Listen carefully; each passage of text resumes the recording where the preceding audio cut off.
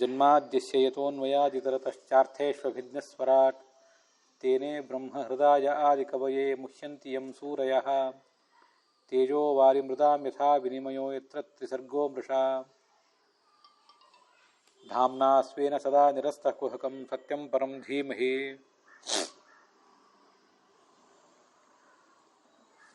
ಭಗವಂತ ಏನು ಸೃಷ್ಟಿ ಪಾಲನಾ ನಾಶ ಇತ್ಯಾದಿಗಳನ್ನು ಮಾಡ್ತಾನೆ, ಅದರಿಂದ ಅವನಿಗೇನು ಪ್ರಯೋಜನ?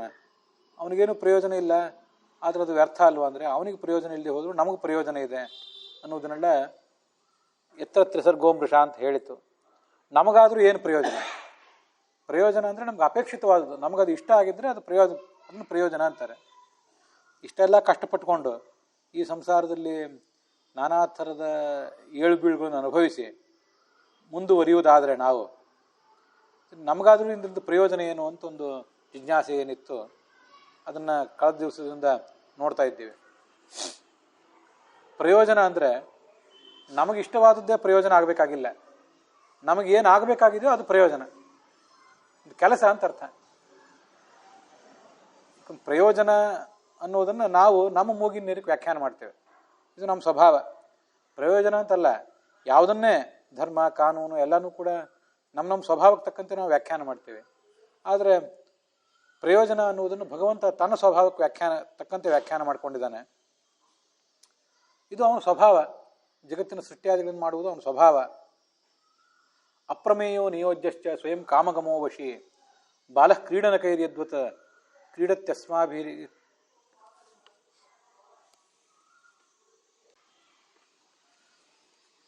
ಮೋದತ್ಯೇಷ ಸದಾ ಭೂತೈ ಬಾಲಃ ಕ್ರೀಡನಕೈರಿವ. ಇದು ಸಭಾಪರ್ವದಲ್ಲಿ ಬಂದ ಮಾತು. ಅಪ್ರಮೇಯ, ಅವನ ಚಟುವಟಿಕೆಗಳ ಬಗ್ಗೆ ನಮಗೇನೂ ಗೊತ್ತಾಗೋದಿಲ್ಲ. ಅನಿಯೋಜ್ಯ, ನೀನು ಹೀಗೆ ಮಾಡುವಂತ ಯಾರು ಅವನನ್ನು ಹೇಳುವಂತಿಲ್ಲ. ಸ್ವಯಂ ಕಾಮಗಮಃ, ತನ್ನ ಇಚ್ಛೆಗೆ ತಕ್ಕಂತೆ ಕೆಲಸ ಮಾಡ್ತಾನೆ. ಎಲ್ಲ ಪ್ರಾಣಿಗಳ ಜೊತೆಗೂ, ಭೂತಗಳು ಅಂದರೆ ಜೀವಗಳು, ಜಡಗಳು, ಎಲ್ಲದರ ಜೊತೆಗೂ ಅವನು ಹೇಗೆ ಕೆಲಸ ಮಾಡ್ತಾನೆ ಅಂದರೆ ಬಾಲಃ ಕ್ರೀಡನಕೈರಿವ, ಮಗು ಆಟಿಕೆ ಸಾಮಾನುಗಳ ಜೊತೆಗೆ ವ್ಯವಹಾರ ಮಾಡಿದಂತೆ ಮಾಡ್ತಾನೆ. ಯಾವುದನ್ನು ಒಂದು ಎತ್ತಿ ಮೇಲಿಡ್ತದೆ ಮಗು, ಮತ್ತೊಂದನ್ನು ಕೆಳಗೆ ಬಿಸಾಕ್ತದೆ, ಮತ್ತೊಂದನ್ನು ಮುರಿದೇ ಹಾಕ್ತದೆ. ಆ ಮಗು ಹಾಗೆ ಯಾಕೆ ಮಾಡಿತು ಅಂತ ಯಾರಾದರೂ ಈ ಜಗತ್ತಿನಲ್ಲಿ ಕೇಳುವವರು ಏನಿದ್ದಾರೆ? ಕೇಳಿ ಉಪಯೋಗವೇನು? ಹಾಗೆ ಭಗವಂತನು ಕೂಡ ಎಲ್ಲ ಜಡ ಚೇತನಗಳ ಜೊತೆಗೆ ಆಟಿಕೆ ಸಾಮಾನುಗಳ ಜೊತೆಗೆ ಮಗು ವ್ಯವಹಾರ ಮಾಡಿದಂತೆ ಮಾಡ್ತಾನೆ. ಮತ್ತೊಂದು ಕಡೆ ಸ್ವಯಂ ಚತುರ್ಮುಖ ಬ್ರಹ್ಮ ಹೇಳೋ ಮಾತಿದೆ, ಬಾಲ ಕ್ರೀಡನ ಕೈರಿಯದ್ವತ್ ಕ್ರೀಡತ್ಯಸ್ಮಾಭಿರಚ್ಯುತಃ. ಒಬ್ಬ ಬಾಲಕ ಆಟಿಕೆ ಸಾಮಾನುಗಳ ಜೊತೆ ಕೆಲಸ ಮಾಡುವಂತೆ ನಮ್ಮ ಜೊತೆಗೆ ಭಗವಂತ ಮಾಡ್ತಾನೆ. ಇದು ದೇವತೆಗಳು ತಾವು ಹೇಳುವ ಮಾತು. ಪ್ರಾಯೇಣೈತದ್ ಭಗವತಃ ಈಶ್ವರಸ್ಯ ವಿಚೇಷ್ಟಿತಂ ಮಿಥೋ ನಿಘ್ನಂತಿ ಭೂತಾನೆ ಭಾವಯಂತಿ ಚ ಯನ್ಮಿಥಃ. ಈ ಮಾತು ಕೂಡ ಬಹಳ ಆಶ್ಚರ್ಯ ಅಂತ ನನಗೆ ಅನೇಕ ಕಡೆ ಅನಿಸೋದು. ಈ ಜಗತ್ತಿನಲ್ಲಿ ಕೆಲವ್ರ ಜೊತೆ ಒಳ್ಳೆ ರೀತಿಯಿಂದ ನಡ್ಕೋತಿರ್ತಾರೆ, ಇನ್ನು ಕೆಲವರು ಕೆಟ್ಟ ರೀತಿಯಿಂದ ನಡ್ಕೋತಾರೆ. ಇದಕ್ಕೆಲ್ಲ ಕಾರಣ ಏನು? ನಮಗೆ ಯಾರಾದರೂ ಬೇಕಾದವರು ಬೇಡಾದವರು ಅನ್ನೋದಕ್ಕೆ ಎಷ್ಟು ಅರ್ಥ ಇದೆ. ಆದರೆ ಪ್ರಾಯೇಣ ಇತದ್ ಭಗವತಃ ಈಶ್ವರಸ್ಯ ವಿಚೇಷ್ಟಿತಂ, ಭಗವಂತನ ಮಹಿಮೆಗನುಸಾರವಾಗಿ ಇದು ನಡೆಯೋದು. ಹೀಗೆಲ್ಲ ಅವನ ಇಚ್ಛೆಗನುಸಾರವಾಗಿ ಯಾರೋ ಒಬ್ಬರನ್ನು ದ್ವೇಷ ಮಾಡ್ತಾರೆ. ಅವನ ಲೀಲೆ, ಆ ಲೀಲೆಗೆ ಅನುಸಾರವಾಗಿ ಯಾರೋ ಇನ್ನೊಬ್ಬರನ್ನ ಚೆನ್ನಾಗಿ ನಡ್ಕೋತಾರೆ. ಆದ್ದರಿಂದ ಇದಕ್ಕೆ ನಮ್ಮದಾದ ಏನೂ ವ್ಯಾಖ್ಯಾನ ಇಲ್ಲ. ನಾವು ನಮ್ಮ ಮೂಗಿನ ನೇರಕ್ಕೆ ಇದನ್ನು ವ್ಯಾಖ್ಯಾನಿಸುವುದರಲ್ಲಿ ಏನೂ ಅರ್ಥ ಇಲ್ಲ. ಭಗವಂತ ತನ್ನ ಇಚ್ಛೆಗೆ ತಕ್ಕಂತೆ ಮಾಡ್ತಾನೆ, ಅದು ಅವನ ಲೀಲೆ ಅಂತನ್ನುವುದೇ ಹೆಚ್ಚಿನ ಅರ್ಥ. ಭಗವದ್ಗೀತಾದಲ್ಲಿ ಬರುವ ಮಾತೊಂದಿದೆ, ನಕರ್ತೃತ್ವ ನ ಕರ್ಮಾಣಿ ಲೋಕಸ್ಯ ಸೃಜತಿ ಪ್ರಭು ಸ್ವಭಾವಸ್ತು ಪ್ರವರ್ತತೆ. ಬಹಳ ಮಹತ್ವದ ಮಾತು. ಸ್ವಭಾವ ಅನ್ನೋ ಶಬ್ದಕ್ಕೇನೆ ಅಲ್ಲಿ ನಿಮ್ಮ ಸ್ವಭಾವ ಅಂತ ಅರ್ಥ ಅಲ್ಲ, ಭಗವಂತನ ಸ್ವಭಾವ ಅಂತ ಆಚಾರ್ಯ ವ್ಯಾಖ್ಯಾನ ಮಾಡಿದ್ದಾರೆ. ಇಲ್ಲಿ ಯಾರ್ದಾದ್ರೂ ಮಾತು ನಡೆಯುವುದಿದ್ರೆ ಸ್ವಭಾವ ಶಬ್ದ ವಾಚ್ಯನಾದ ಭಗವಂತನ ಮಾತೇ ಇಲ್ಲಿ ನಡೆಯೋದು. ಉಳಿದವ್ರ ಮಾತು ನಡೀತದೆ ಅಂತ ಅನ್ನೋದಕ್ಕೆ ಏನು ಅರ್ಥವೂ ಇಲ್ಲ. ನಿಮಗೆ ಏನನ್ನೂ ಕೊಟ್ಟೂ ಇಲ್ಲ. ನಕರ್ತೃತ್ವ ನ ಕರ್ಮಾಣಿ ಸೃಜತಿ. ನನಗೊಂದೇನಾದ್ರು ಕರ್ತೃತ್ವವನ್ನು ಕೊಟ್ಟಿದ್ದಾನೇನು? ಇಂಥ ಕೆಲಸ ಮಾಡು ಅಂತ ನನಗೇನಾದರೂ ಸ್ವಾತಂತ್ರ್ಯ ಕೊಟ್ಟಿದ್ದಾನೇನು? ಏನೂ ಕೊಟ್ಟಿಲ್ಲ. ನಿಮಗೆ ಕೊಟ್ಟಿದ್ದಾನೇನು? ಅವ್ರಿಗೆ ಕೊಟ್ಟಿಲ್ಲ. ಇನ್ನು ಯಾರಿಗೂ ಏನೂ ಕೊಟ್ಟಿಲ್ಲ. ಎಲ್ಲಿಯಾದರೂ ಏನಾದರೂ ನಡೆಯುವುದಿದ್ರೆ ಸ್ವಭಾವ ಅನ್ನೋ ಶಬ್ದದಿಂದ ಕರೆಸ್ಕೊಳ್ಳುವಂಥ ಭಗವಂತನ ಮಾತು ಅವನ ಸ್ವಭಾವ ನಡೀತದೆ ಅಷ್ಟೆ. ಉಳಿದದಕ್ಕೆ ಯಾವ ಅರ್ಥವೂ ಕೂಡ ಇಲ್ಲ. ಈ ದುಃಖ ಸಂಕಟಗಳ ಬಗ್ಗೆ ನಾವು ವಿಚಾರ ಮಾಡಿದ್ವಲ್ಲ ಈ ಹಿಂದೆ, ನಾವು ಇವನ್ನೆಲ್ಲ ನಮ್ಮ ಸ್ವಭಾವಕ್ಕೆ ತಕ್ಕಂತೆ ವ್ಯಾಖ್ಯಾನ ಮಾಡ್ತೇವೆ. ಒಬ್ರಿಗೆ ದುಃಖ ಆಗ್ತದೆ, ಒಬ್ರಿಗೆ ಸುಖ ಆಗ್ತದೆ ಅಂದರೆ ಭಗವಂತ ಇದು ಇರಬೇಕು ಇದ್ರ ಹಿಂದೆ ಅಂತ ನಾವು ತಿಳ್ಕೊಂಡಿದ್ದೀವಿ. ದುಃಖ ಇರುವುದರಿಂದಲೇ ದೇವರಿಲ್ಲ ಅಂತ ಪುಸ್ತಕನೇ ಬರೆದವರಿದ್ದಾರೆ. ದೇವರಿದ್ಮೇಲೆ ಅವನು ಕರುಣಾಶಾಲಿ ಆಗಿದ್ಮೇಲೆ ಯಾರಿಗೂ ದುಃಖ ಆಗಬಾರ್ದಿತ್ತು. ದುಃಖ ಕೆಲವರಿಗೆ ಆಗ್ತಿದೆ ಅಲ್ಲ, ಹಾಗಾಗಿ ದೇವರಿಲ್ಲ ಅಂತ ವ್ಯಾಖ್ಯಾನ ಮಾಡಿದವರು ಇದ್ದಾರೆ. ಇಷ್ಟೆಲ್ಲ ಯಾಕೆ ಜಿಜ್ಞಾಸೆ ಇದು ಅಂದರೆ, ಈ ಜಗತ್ತಿನ ಏಳು ಬೀಳುಗಳನ್ನು ನೋಡಿ, ಜಗತ್ತಿನಲ್ಲಿ ಸಂಕಟಗಳಿರೋದನ್ನು ನೋಡಿ, ಜಗತ್ತು ಅಸ್ತವ್ಯಸ್ತ ಆಗಿರೋದನ್ನು ನೋಡಿ ದೇವರು ಇಲ್ಲ ಅಂತ ನಮ್ಮ ತರ್ಕ, ನಮ್ಮ ಆಲೋಚನೆ ಕೆಲಸ ಮಾಡಬಾರ್ದು ಯಾವತ್ತು. ಈ ದುಃಖ ಸಂಕಟ ಇವೆಲ್ಲ ಇರುವುದರಿಂದಲೇ ನಾವು ಅಸ್ವತಂತ್ರರು. ನಾವು ಅಸ್ವತಂತ್ರರಾದ್ರಿಂದ ಇದ್ರ ಹಿಂದೆ ಭಗವಂತ ಇದ್ದಾನೆ ಅಂತಲೇ ನಮ್ಮ ಆಲೋಚನೆ ನಡೆಯಬೇಕು. ಅವನ ಎಲ್ಲ ಚಟುವಟಿಕೆಗಳು ಕೂಡ, ಅವನ ಆಲೋಚನೆ, ಅವನ ಸ್ವಭಾವ, ಅವನ ಲೀಲೆ, ಅದು ಪ್ರತಿಯೊಂದು ಕೂಡ ಮಾತಿಗೆ ಮೀರಿದ್ದೆ, ನಮ್ಮ ಮಾತಿಗೆ ಮೀರಿದ್ದೆ. ನಮ್ಮ ಮಾತಿಗೆ ಮೀರಿದ್ದು ಮಾತ್ರ ಅಲ್ಲ, ವೇದದಂಥ ಅತಿ ದೊಡ್ಡ ಶಾಸ್ತ್ರವೂ ಕೂಡ ಅವನ ಸ್ವಭಾವವನ್ನು ಪೂರ್ಣವಾಗಿ ವರ್ಣನೆ ಮಾಡಲಿಕ್ಕೆ ಸಮರ್ಥ ಅಲ್ಲ. ಮತ್ತು ಹಾಗಿದ್ಮೇಲೆ ನಮ್ಮ ಪಾಡೇನು? ಈ ಭಾಗವತದಲ್ಲಿ ಪ್ರಹ್ಲಾದ ಹೇಳಿದ ಮಾತೊಂದಿದೆ, ಅದು ನನಗೆ ಯಾವಾಗಲೂ ನೆನಪಿಗೆ ಬರ್ತಿರ್ತದೆ. ನೈತನ್ಮನಃ ತವ ಕಥಾಸು ವಿಕುಂಠಧೀರ ಸಂಪ್ರೀಯತೆ ದುರಿತ ದುಷ್ಟ ಮಸಾಧು ತೀವ್ರಂ ಕಾಮಾತುರಂ ಹರುಷ ಶೋಕ ಭಯೈಷಣಾರ್ಥಂ ತಸ್ಮಿನ್ ಕಥಂ ತವ ಗತಿಂ ವಿಮೃಶಾಮಿ ದೀನಃ. ಪ್ರಹ್ಲಾದನಂಥ ದೊಡ್ಡ ಭಕ್ತ, ದೊಡ್ಡ ಜ್ಞಾನಿ ಹೇಳಿದ ಮಾತು. ನನ್ನ ಈ ಮನಸ್ಸು ನಿನ್ನ ಕುರಿತಾಗಿ ಶ್ರವಣ ಮಾಡಲಿಕ್ಕೆ, ಮನನ ಮಾಡಲಿಕ್ಕೆ ಯಾವುದರಲ್ಲೂ ಇದು ಕೆಲಸ ಮಾಡ್ತಿಲ್ಲ, ಆಸಕ್ತಿನೇ ತೋರಿಸ್ತಾ ಇಲ್ಲ. ಇದು ಇನ್ನು ಆಸಕ್ತಿ ಏನಾದರೂ ಬಂದರೆ ಏನನ್ನಾದರೂ ಮಾಡೀತಿದು, ಏನು ಮಾಡ್ತದೆ? ಯಾಕೆ ಇದಕ್ಕೆ ಈ ಸಮಸ್ಯೆ ಏನು? ಈ ಮನಸ್ಸಿಗಿನ ಸಮಸ್ಯೆ ಏನು ಅಂದರೆ, ಕಾಮಾತುರಂ ಹರುಷ ಶೋಕ ಭಯೇಷಣಾರ್ಥಂ.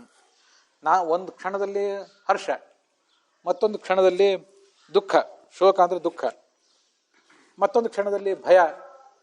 ಈ ಥರದ ನಾನಾ ಥರದ ಏಳು ಬೀಳುಗಳನ್ನೆಲ್ಲ ನಮ್ಮ ಮನಸ್ಸು ಅನುಭವಿಸ್ತಾ ಇರ್ತದೆ. ಇಷ್ಟೆಲ್ಲ ಇದು ಅನುಭವಿಸ್ತಾ ಇರುವಾಗ ಇದಕ್ಕೆ ಭಗವಂತನನ್ನು ಕುರಿತು ಸ್ಮರಣೆ ಮಾಡಲಿಕ್ಕೆ ಏನು ಅವಕಾಶ ಇದೆ? ಒಂದು ಕಡೆ ಭಯ ಈಷಣಾರ್ಥಂ ಅಂತಿದೆ. ಅಲ್ಲಿ ಈಷಣಗಳು ಅಂದರೆ ಪುತ್ರೈಷಣ, ಮಕ್ಕಳನ್ನು ಪಡಿಬೇಕು, ಸಂತಾನ ಮಾಡ್ಕೋಬೇಕು ಅಂತ ಅಪೇಕ್ಷೆ, ವಿತ್ತೈಷಣ, ದುಡ್ಡು ಹಳಿಸ್ಬೇಕು ಅಂತ ಅಪೇಕ್ಷೆ, ಹೀಗೆ ನಾನಾ ಥರದ ಅಪೇಕ್ಷೆಗಳು. ಈ ಎಲ್ಲ ಅಪೇಕ್ಷೆಗಳಿಂದ ಜರ್ಜರಿತ ಆಗಿದ್ದು ಈ ಮನಸ್ಸು. ಅದು ಭಗವಂತನ ಧ್ಯಾನ ಹೇಗೆ ಮಾಡಿತ್ತು? ಪ್ರಹ್ಲಾದ ಕೇಳೋ ಮಾತು. ಮತ್ತು ಹಾಗಿದ್ದಾಗ ತಸ್ಮಿನ್ ಕಥಂ ತವ ಗತಿಂ ವಿಮೃಶಾಮಿ ದೀನಃ. ಭಗವಂತನ ಗತಿ, ಆ ಭಗವಂತನ ಲೀಲೆ ಅದು ಹೇಗೆ, ಯಾಕೆ, ಅದು ಹಿಂದಿನ ಹಿನ್ನೆಲೆ ಏನು ಅಂತ ನಮ್ಮಂಥವ್ರಿಗೆ ತಿಳಿಯೋದು ಹೇಗೆ? ಯಥಾ ಯಥಾತ್ಮ ಪರಿವೃದ್ಯತೆಸು ಮತ್ಪುಣ್ಯಗಾಥಾ ಶ್ರವಣಾಭಿಧಾನೈ ತಥಾ ತಥಾ ಪಶ್ಯತಿ ಸೂಕ್ಷ್ಮತತ್ವಂ ಚಕ್ಷುರ್ಯಥೈವಾಂಜನ ಸಂಪ್ರಯುಕ್ತಂ. ವಯಸ್ಸಾದಾಗ ಆ ಕಣ್ಣಿಗೆ ಶಕ್ತಿ ಕಡಿಮೆ ಆಗ್ತದೆ, ಅದಕ್ಕೆ ಔಷಧ ಹಾಕಬೇಕಾಗ್ತದೆ. ಆವಾಗ ಆ ಕಣ್ಣು ಏನನ್ನಾದರೂ ನೋಡ್ಲಿಕ್ಕೆ ಸಾಧ್ಯ ಆಗ್ತದೆ ಅದಕ್ಕೆ. ಹಾಗೆ ನಮ್ಮ ಆತ್ಮ, ನಮ್ಮ ಮನಸ್ಸು, ಇದಕ್ಕೆ ಭಗವಂತನ ಕುರಿತಾಗಿ ಶ್ರವಣ ಮಾಡಿ ಮಾಡಿ, ಮನನ ಮಾಡಿ ಮಾಡಿ, ಧ್ಯಾನ ಮಾಡಿ ಮಾಡಿ ಮುಂದೆ ತರಬೇತಿ ಆಗಬೇಕು ಇದಕ್ಕೆ. ಆವಾಗ ಸೂಕ್ಷ್ಮ ತತ್ವಗಳನ್ನು, ಜಗತ್ತಿನ ಹಿಂದಿನ ರಹಸ್ಯ, ಜೀವನ ಸ್ವಭಾವ, ಪರಮಾತ್ಮನ ಸ್ವಭಾವ, ಇದ್ರ ಬಗ್ಗೆ ಏನಾದರೂ ಅರ್ಥ ಆಗಲಿಕ್ಕೆ ಸಾಧ್ಯ. ಇದಕ್ಕೆ ದೇವತೆಗಳಿಗೆ ಇಷ್ಟೆಲ್ಲ ಪ್ರಯತ್ನ ಬೇಕಾಗಿಲ್ಲ, ಸಹಜವಾಗೇ ಅರ್ಥ ಆಗ್ತದಂತ ದೇವತೆಗಳಿಗೆ. ಆದರೆ ಮನುಷ್ಯರಿಗೆ, ನಮಗೆ ಸಹಜವಾಗೇ ಅರ್ಥ ಆಗುವಂಥ ಶಕ್ತಿ, ಸ್ವಭಾವ ಇಲ್ಲೇ ಇಲ್ಲ. ನಾವು ಅದನ್ನು ಪ್ರಯತ್ನಪೂರ್ವಕವಾಗಿ ರೂಢಿಸ್ಕೋಬೇಕಾಗ್ತದೆ, ಅದನ್ನು ಹುಟ್ಟಿಸ್ಬೇಕಾಗ್ತದೆ, ಮತ್ತು ಹುಟ್ಟಿದ ಮೇಲೆ ಅದನ್ನು ಮತ್ತೆ ಅಪ್ಡೇಟ್ ಮಾಡ್ಕೋಬೇಕಾಗ್ತದೆ. ಹಾಗಾದಾಗಲೇ ಇವನಿಗೇನಾದರೂ ಸೂಕ್ಷ್ಮ ತತ್ವ ತಿಳಿಯೋದು ಸಾಧ್ಯ. ಆದ್ದರಿಂದ ಈಗ ನಮಗೆ ಆ ವಿಷಯ ಅರ್ಥ ಆಗದೆ ಹೋದರೆ ಅದರಲ್ಲಿ ನಮ್ಮ ತಪ್ಪೇನೂ ಇಲ್ಲ ಅಂತಲ್ಲ, ಅದು ನಮ್ಮ ಕೊರತೆನೇ, ನಮ್ಮ ದೋಷನೇ ಅದು. ಆದರೆ ಅದು ತಿಳಿದು ಮುಗಿಯುವ ಕೆಲಸ ಅಲ್ಲ. ಈಗ ಅದನ್ನೆಲ್ಲ ಸರಿಯಾಗಿ ಅರ್ಥ ಮಾಡಿಕೊಂಡೇ ಆಮೇಲೆ ಮುಂದೆ ಹೋಗ್ತೀವಿ ಅಂತದ್ರಿಂದ ಏನು ಲಾಭ ಇಲ್ಲ. ಹಾಗಾಗುವ ವಿಷಯನೇ ಅಲ್ಲ ಅದು.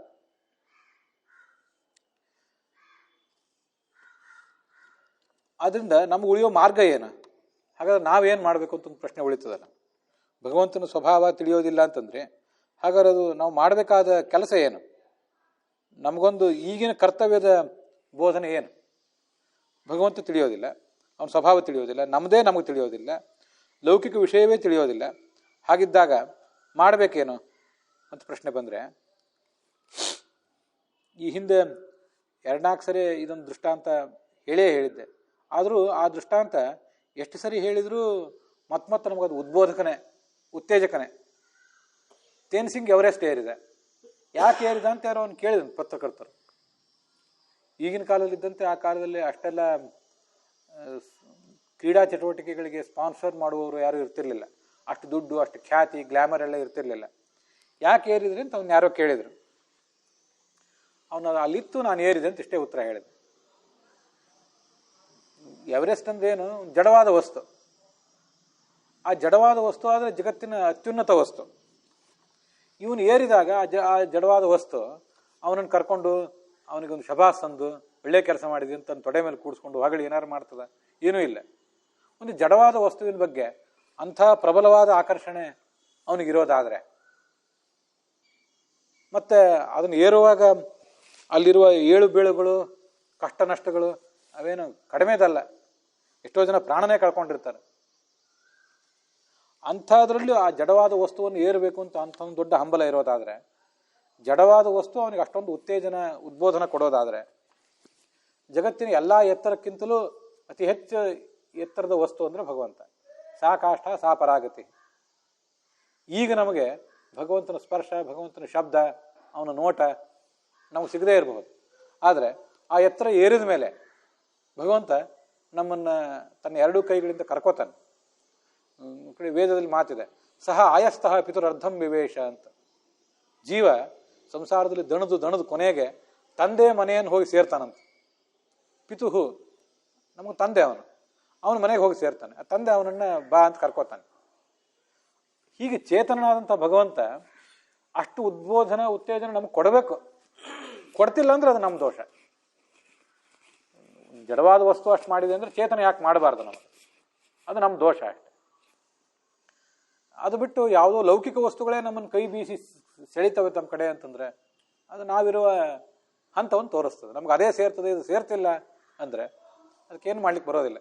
ಕೆಲವರಿಗೆ ಅದು ಇಷ್ಟವೇ ಇಲ್ಲ, ಕೆಲವರಿಗೆ ಅದು ಇಷ್ಟ ಆಗಲಿಕ್ಕೆ ಇನ್ನೂ ಅನೇಕ ಮೆಟ್ಟಿಲುಗಳನ್ನು ಏರಬೇಕು ಅಂತ ಇಷ್ಟೇ ಅರ್ಥ. ಅವನು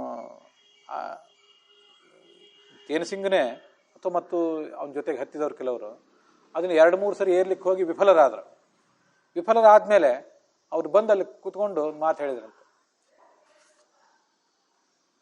as a mountain you can never grow, but as a human being I will be always growing. ಒಂದು ಜಡ ವಸ್ತು ಎವರೆಸ್ಟ್, ಅದಕ್ಕೆ ಇನ್ನೂ ಎತ್ತರ ಆಗೋ ಸಾಧ್ಯ ಇಲ್ಲ. ಅದೇನು ಮತ್ತೆ ಬೆಳೀತಾ ಹೋಗೋದಿಲ್ಲ. ಭೂಗರ್ಭದ ಒತ್ತಡದಿಂದಾಗಿ ವರ್ಷಕ್ಕೊಂದು ಅಡಿನೋ 10 ವರ್ಷಕ್ಕೊಂದು ಅಡಿನೋ ಏನೋ ಬೆಳೀತದೆ ಅಂತ ಹೇಳ್ತಾರೆ. ಅಷ್ಟು ಬಿಟ್ಟರೆ ಅದಕ್ಕೊಂದು ಬೆಳವಣಿಗೆ ಅನ್ನೋದಿಲ್ಲ. ಮರಕ್ಕಾದ್ರೂ ಬೆಳವಣಿಗೆ ಇದೆ, ಅದು ಒಂದು ಹಂತದ ತನಕ. ಆದರೆ ಮನುಷ್ಯನಿಗೆ ಯಾವತ್ತೂ ಬೆಳವಣಿಗೆ ಇದೆ. As a human being I can grow. ಒಂದು ದಿವಸ ನಾನು ಹತ್ತಿ ತೋರಿಸ್ತೇನೆ ನಿನ್ನ. ಇವತ್ತು ನನಗೆ ಆಗಿಲ್ಲದೆ ಇರಬಹುದು, ಆದರೆ ನೀ ಎಷ್ಟೇ ಎತ್ತರ ಇರು, 22,000 ಅಡಿನೇ ಎತ್ತರ ಇರು, ನೀನನ್ನು ಹತ್ತಿ ತೋರಿಸ್ತೇನೆ ನಾನು. ನನಗೆ ಆ ಶಕ್ತಿ ಇದೆ ಮನುಷ್ಯನಿಗೆ ಅಂತ ಅವನು ಅದಕ್ಕೆ ಸವಾಲು ಹಾಕಿದ್ನು. ಭಗವಂತನೂ ಅಷ್ಟೇ. ಅವನು ನಹೀಯತೆ ಕರ್ಮಣ, ಅವನು ನವರ್ಧತೆ ಕರ್ಮಣ ನೋ ಕನೀಯಾನ್. ಭಗವಂತ ಇನ್ನು ಎತ್ತರ ಆಗೋದಿಲ್ಲ. ಒಂದೇ ಯಾವ ಅನಾದಿ ಕಾಲದಿಂದಲೂ ಅನಂತ ಕಾಲದವರೆಗೂ ಒಂದೇ ಥರದವರು. ಆದರೆ ನಮಗೆ ಎತ್ತರಕ್ಕೆ ಹೋಗುವ ಶಕ್ತಿ ಇದೆ. ಆ ಎತ್ತರಕ್ಕೆ ಏರುವ ಶಕ್ತಿ ನಮ್ಗೆ ಅವನು ಕೊಟ್ಟಿದ್ದಾನೆ. ಅದನ್ನು ಸವಾಲಾಗಿ ನಾವು ಸ್ವೀಕಾರ ಮಾಡಬೇಕಷ್ಟೆ. ಇದು ವರ್ತಮಾನೇನ ಕಾಲೇನ ವರ್ತಂತೆ ಹಿ ವಿಚಕ್ಷಣ. ಉಳಿದ ಸಂಗತಿಗಳನ್ನು ಬಿಡ್ರಿ. ಭಗವಂತ ಅವ್ರನ್ನ ಯಾಕೆ ಹೀಗೆ ಯಾಕಿಟ್ಟಿದ್ದಾನೆ, ಮತ್ತೊಬ್ಬರನ್ನ ಹಾಗೆ ಯಾಕಿಟ್ಟಿದ್ದಾನೆ, ನಮ್ಮನ್ನು ಹೀಗೆ ಯಾಕಿಟ್ಟಿದ್ದಾನೆ ಅಂತನೇ ತೇನ್ಸಿಂಗ್ನೂ ಒಂದು ವೇಳೆ ಆಲೋಚನೆ ಮಾಡ್ತಾ ಕೂತಿದ್ರೆ ಅವನಿಗೊಂದು ಏರ್ಲಿಕ್ಕೆ ಸಾಧ್ಯ ಆಗ್ತಿರ್ಲಿಲ್ಲ. ನಮ್ಮನ್ನು ಹೀಗೆ ಇಟ್ಟಿದ್ದಾನೆ, ಇದು ಇರೋದು ಹೀಗೆ, ಸ್ಥಿತಿ ಹೀಗಿದೆ. ತಸ್ಮಾತ್ ಅಪರಿಹಾರ್ಯರ್ಥೆ ನತ್ವಂ ಶೋಚಿತುಂ ಅರ್ಹಸಿ. ಯಾವುದನ್ನ ಕೆಲವನ್ನು ಬದಲಾವಣೆ ಮಾಡ್ಲಿಕ್ಕೆ ಸಾಧ್ಯವೇ ಇಲ್ಲ. ಬದಲಾವಣೆ ಮಾಡ್ಲಿಕ್ಕೆ ಸಾಧ್ಯವೇ ಇಲ್ಲ ಅಂದಮೇಲೆ ಅದ್ರ ಬಗ್ಗೆ ನಾವು ಹೊಂದ್ಕೊಳ್ಳೋದು ಬಿಟ್ಟು ಬೇರೆ ಮಾರ್ಗ ಇಲ್ಲ. ಅದರಲ್ಲೇ ಏನಾದರೂ ಮಾಡಿ ತೋರಿಸ್ಬೇಕಾಗಿದೆ. ಕೊಟ್ಟ ಕುದುರೆ, ನಮ್ಮ ದೇಹ ಅನ್ನೋದು, ನಮ್ಮ ಜನ್ಮ ಅನ್ನೋದೊಂದು ಭಗವಂತ ನಮಗೆ ಕೊಟ್ಟ ಕುದುರೆ. ಈ ಕುದುರೆಯನ್ನು ಏರಿ ಗೆದ್ದು ತೋರಿಸ್ಬೇಕು. ಕೊಟ್ಟ ಕುದುರೆಯನ್ನು ಏರಿ ಸವಾರಿ ಮಾಡದೇ ಇದ್ದವನು ಶೂರನೂ ಅಲ್ಲ ಧೀರನೂ ಅಲ್ಲ. ಅಂಥವನಿಂದ ಏನೂ ಈ ಜಗತ್ತಿನಿಂದ ಸಾಧ್ಯ ಆಗೋದಿಲ್ಲ. ಇದು ನಮ್ಮ ಎದುರಿಗಿರುವಂಥ ಒಂದು ಆಲೋಚನೆ ಅಷ್ಟೆ. ನಾವು ಮಾಡಬೇಕಾದ ಕೆಲಸ ಅಂದರೆ ಇದು.